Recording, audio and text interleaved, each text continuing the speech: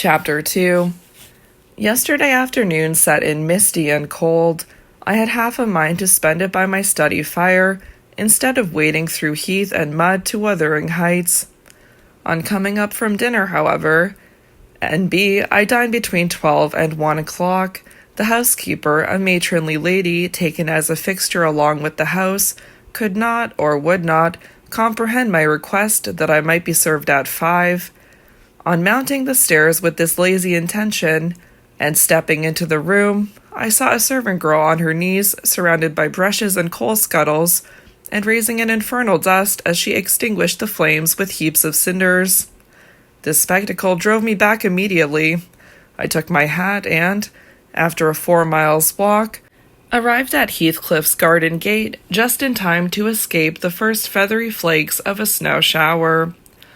On that bleak hilltop, the earth was hard with a black frost, and the air made me shiver through every limb. Being unable to remove the chain, I jumped over, and, running up the flagged causeway bordered with scraggling gooseberry bushes, knocked vainly for admittance till my knuckles tingled and the dogs howled. "Wretched inmates," I ejaculated mentally. "You deserve perpetual isolation from your species for your churlish inhospitality. At least, I would not keep my doors barred in the daytime. I don't care. I will get in." So resolved, I grasped the latch and shook it vehemently. Vinegar-faced Joseph projected his head from a round window of the barn. "What are you for?" he shouted. "The master gone into fold. Go round by the end if you like, if you want to speak to him." "Is there nobody inside to open the door?" I hallooed responsively. "They's no but the missus, and she'll not open an ye make her flay some dins till night." "Why, cannot you tell her who I am, Joseph?" "Nor'n me, I'll have no hand in it," muttered the head, vanishing. The snow began to drive thickly. I seized the handle to essay another trial, when a young man, without coat, and shouldering a pitchfork, appeared in the yard behind. He hailed me to follow him, and, after marching through a wash-house and a paved area containing a coal-shed, pump, and pigeon-cote, we at length arrived in the large, warm, cheerful apartment where I was formerly received. It glowed delightfully in the radiance of an immense fire, compounded of coal, peat, and wood, and near the table, laid for a plentiful evening meal, I was pleased to observe the missus, an individual whose existence I had never previously suspected. I bowed and waited, thinking she would bid me take a seat. She looked at me, leaning back in her chair, and remained motionless and mute. "Rough weather," I remarked. "I'm afraid, Mrs. Heathcliff, the door must bear the consequence of your servant's leisure attendance. I had hard work to make them hear me." She never opened her mouth. I stared. She stared also. At any rate, she kept her eyes on me, in a cool, regardless manner, exceedingly embarrassing and disagreeable. "Sit down," said the young man gruffly. "He'll be in soon." I obeyed, and hemmed and called the villain Juno, who deigned, at this second interview, to move the extreme tip of her tail, in token of owning my acquaintance. "A beautiful animal," I commenced again. "Do you intend parting with the little ones, madame?"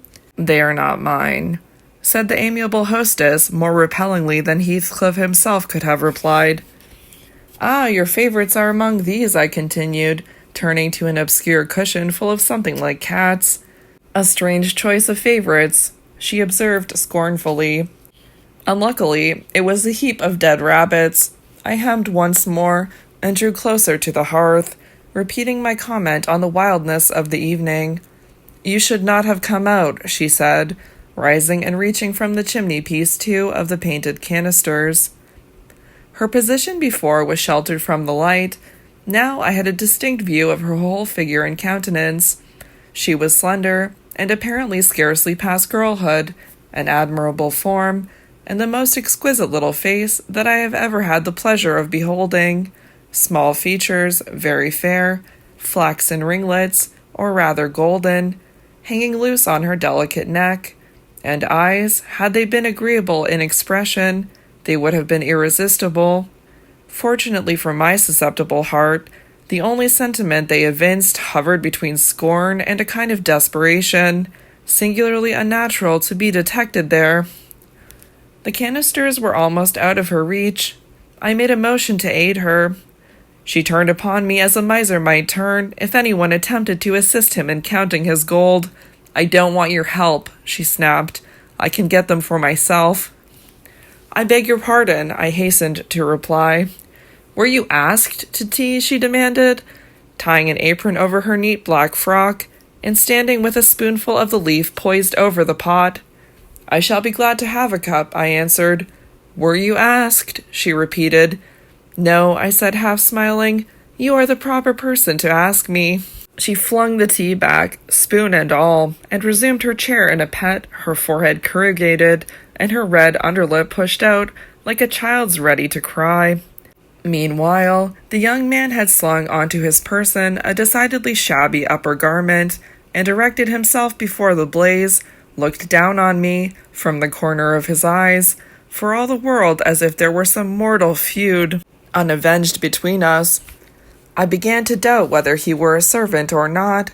His dress and speech were both rude, entirely devoid of the superiority observable in Mr. and Mrs. Heathcliff.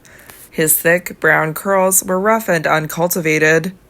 His whiskers encroached bearishly over his cheeks, and his hands were embrowned like those of a common laborer. Still, his bearing was free, almost haughty, and he showed none of a domestic's assiduity in attending on the lady of the house. In the absence of clear proofs of his condition, I deemed it best to abstain from noticing his curious conduct, and, 5 minutes afterward, the entrance of Mr. Heathcliff relieved me, in some measure, from my uncomfortable state. "You see, sir, I am come, according to promise," I exclaimed, assuming the cheerful, "and I fear I shall be weather-bound for half an hour, if you can afford me shelter during that space." "Half an hour," he said, shaking the white flakes from his clothes. "I wonder you should select the thick of a snowstorm to ramble about in. Do you know that you run a risk of being lost in the marshes? People familiar with these moors often miss their road on such evenings, and, I can tell you, there is no chance of a change at present. Perhaps I can get a guide among your lads, and he might stay at the Grange till morning. Could you spare me one?" "No, I could not." "Oh, indeed. Well, then, I must trust to my own sagacity. Ugh." "Are you going to make the tea?" demanded he of the shabby coat, shifting his ferocious gaze from me to the young lady. "Is he to have any?" she asked, appealing to Heathcliff. "Get it ready, will you?" was the answer, uttered so savagely that I started. The tone in which the words were said revealed a genuine bad nature. I no longer felt inclined to call Heathcliff a capital fellow. When the preparations were finished, he invited me with, "Now, sir, bring forward your chair." And we all, including the rustic youth, drew round the table, an austere silence prevailing while we discussed our meal. I thought, if I had caused the cloud, it was my duty to make an effort to dispel it. They could not every day sit so grim and taciturn, and it was impossible, however ill-tempered they might be, that the universal scowl they wore was their everyday countenance. "It is strange," I began, in the interval of swallowing one cup of tea and receiving another. "It is strange how custom could mold our tastes and ideas. Many could not imagine the existence of happiness in a life of such complete exile from the world as you spend, Mr. Heathcliff. Yet I'll venture to say that, surrounded by your family, and with your amiable lady as the presiding genius over your home and heart—" "My amiable lady?" he interrupted, with an almost diabolical sneer on his face. "Where is she, my amiable lady?" "Mrs. Heathcliff, your wife, I mean." "Well, yes. Oh, you would intimate that her spirit has taken the post of ministering angel, and guards the fortunes of Wuthering Heights, even when her body is gone. Is that it?" Perceiving myself in a blunder, I attempted to correct it. I might have seen there was too great a disparity between the ages of the parties to make it likely that they were man and wife. One was about 40, a period of mental vigor at which men seldom cherish the delusion of being married for love by girls. That dream is reserved for the solace of our declining years. The other did not look 17. Then it flashed upon me. The clown at my elbow, who is drinking his tea out of a basin and eating his bread with unwashed hands, may be her husband.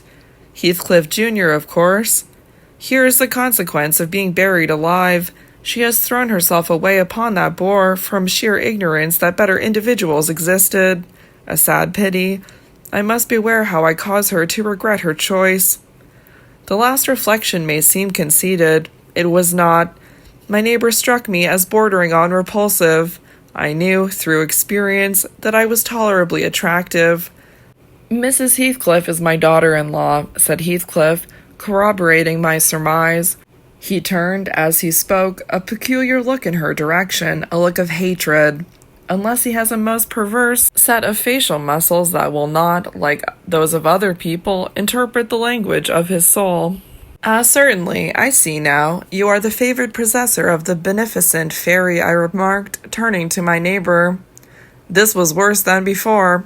The youth grew crimson, and clenched his fist with every appearance of a meditated assault, but he seemed to recollect himself presently, and smothered the storm in a brutal curse, muttered on my behalf, which, however, I took care not to notice. "Unhappy in your conjectures, sir," observed my host. "We neither of us have the privilege of owning your good fairy. Her maid is dead. I said she was my daughter-in-law, therefore she must have married my son. And this young man is not my son, assuredly." Heathcliff smiled again, as if it were rather too bold a jest to attribute the paternity of that bear to him. "My name is Hareton Earnshaw," growled the other, "and I'd counsel you to respect it." "I've shown no disrespect," was my reply, laughing internally at the dignity with which he announced himself. He fixed his eye on me longer than I cared to return the stare, for fear I might be tempted either to box his ears or render my hilarity audible. I began to feel unmistakably out of place in that pleasant family circle. The dismal spiritual atmosphere overcame, and more than neutralized the glowing physical comforts round me, and I resolved to be cautious how I ventured under those rafters a third time. The business of eating being concluded, and no one uttering a word of sociable conversation, I approached a window to examine the weather. A sorrowful sight I saw, dark night coming down prematurely, and sky and hills mingled in one bitter whirl of wind and suffocating snow. I don't think it possible for me to go home now, not without a guide, I could not help exclaiming. The roads will be buried already, and if they were bare, I could scarcely distinguish a foot in advance. "Hareton, drive those dozen sheep into the barn porch. They'll be covered if left in the fold all night, and put a plank before them," said Heathcliff. "How must I do?" I continued with rising irritation. There was no reply to my question, and, on looking round, I saw only Joseph bringing in a pail of porridge for the dogs, and Mrs. Heathcliff leaning over the fire, diverting herself with burning a bundle of matches which had fallen from the chimney-piece as she restored the tea canister to its place. The former, when he had deposited his burden, took a critical survey of the room, and, in cracked tones, grated out, "I wonder how ye can fashion to stand near the idleness on war when all of them go on aught. But you're a nowt, and it's no use talking. Y'all never mind all your ill ways, but go right to the devil, like your mother afore you."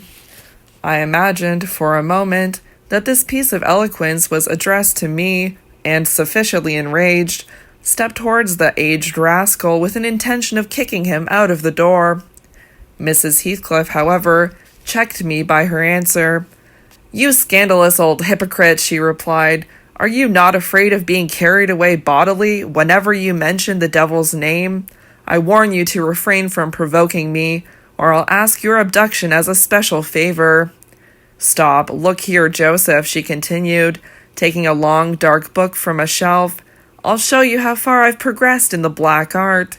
I shall soon be competent to make a clear house of it. The red cow didn't die by chance, and your rheumatism can hardly be reckoned among providential visitations." "Oh, wicked, wicked," gasped the elder. "May the Lord deliver us from evil."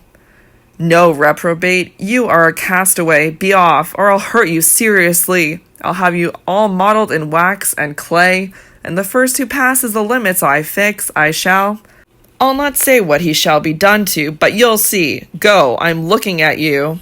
The little witch put a mock malignity into her beautiful eyes, and Joseph, trembling with sincere horror, hurried out praying and ejaculating "wicked" as he went. I thought her conduct must be prompted by a species of dreary fun, and, now that we were alone, I endeavored to interest her in my distress. "Mrs. Heathcliff," I said earnestly, "you must excuse me for troubling you. I presume, because with that face, I'm sure you cannot help being good-hearted. Do point out some landmarks by which I may know my way home. I have no more idea how to get there than you would have how to get to London."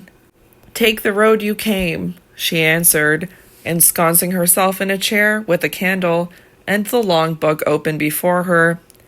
"It is brief advice, but as sound as I can give. Then, if you hear of me being discovered dead in a bog or a pit full of snow, your conscience won't whisper that it is partly your fault." "How so? I cannot escort you. They wouldn't let me go to the end of the garden wall." I should be sorry to ask you to cross the threshold for my convenience on such a night," I cried. "I want you to tell me my way, not to show it, or else to persuade Mr. Heathcliff to give me a guide." "Who? There is himself, Earnshaw, Zillah, Joseph, and I. Which would you have?" "There are no boys at the farm?" "No, those are all." "Then it follows that I am compelled to stay." "That you may settle with your host. I have nothing to do with it." "I hope it will be a lesson to you to make no more rash journeys on these hills," cried Heathcliff's stern voice from the kitchen entrance. "As to staying here, I don't keep accommodations for visitors. You must share a bed with Hareton or Joseph if you do." "I can sleep on a chair in this room," I replied. No, a stranger is a stranger, be he rich or poor. It will not suit me to permit anyone the range of the place while I am off guard," said the unmannerly wretch. With this insult my patience was at an end. I uttered an expression of disgust, and pushed past him into the yard, running against Earnshaw in my haste. It was so dark that I could not see the means of exit, and, as I wandered round, I heard another specimen of their civil behavior amongst each other. At first, the young man appeared about to befriend me. "I'll go with him as far as the park," he said. "You'll go with him to hell," exclaimed his master, or whatever relation he bore. "And who is to look after the horses, eh?" "A man's life is of more consequence than one evening's neglect of the horses. Somebody must go," murmured Mrs. Heathcliff, more kindly than I expected. "Not at your command," retorted Hareton. "If you set store on him, you'd better be quiet." "Then I hope his ghost will haunt you, and I hope Mr. Heathcliff will never get another tenant till the Grange is a ruin," she answered sharply. Hearken, shows cursing on him," muttered Joseph, towards whom I had been steering. He sat within earshot, milking the cows, by the aid of a lantern which I seized unceremoniously and, calling out that I would send it back on the morrow, rushed to the nearest postern. Master, he's stealing the lantern," shouted the ancient, pursuing my retreat. "Hey, Gnasher, hey, dog, hey, wolf, hold him! On opening the little door, 2 hairy monsters flew at my throat, bearing me down and extinguishing the light, while a mingled guffaw from Heathclaw and Hareton put the copestone on my rage and humiliation. Fortunately, the beasts seemed more bent on stretching their paws and yawning and flourishing their tails than devouring me alive, but they would suffer no resurrection, and I was forced to lie till their malignant masters pleased to deliver me. Then, hatless and trembling with wrath, I ordered the miscreants to let me out, on their peril to keep me 1 minute longer, with several incoherent threats of retaliation that, in their indefinite depth of virulency, smacked of King Lear. The vehemence of my agitation brought on a copious bleeding at the nose, and still Heathcliff laughed, and still I scolded. I don't know what have concluded the scene, had there not been one person at hand, rather more rational than myself, and more benevolent than my entertainer. This was Zillah, the stout housewife, who at length issued forth to inquire into the nature of the uproar. She thought that some of them had been laying violent hands on me, and, not daring to attack her master, she turned her vocal artillery against the young scoundrel. "Well, Mr. Earnshaw," she cried, "I wonder what you'll have again next. Are we going to murder folk on our very doorstones? I see this house will never do for me. Look at the poor lad, he's fair choking. Whisht, whisht. You mustn't go on. Come in, and I'll cure that. There now, hold ye still." With these words, she suddenly splashed a pint of icy water down my neck, and she pulled me into the kitchen. Mr. Heathcliff followed, his accidental merriment expiring quickly in his habitual moroseness. I was sick exceedingly, and dizzy, and faint, and thus compelled, perforce, to accept lodgings under his roof. He told Zillah to give me a glass of brandy, and then passed on to the inner room, while she condoled with me on my very sorry predicament, and having obeyed his orders, whereby I was somewhat revived, ushered me to bed.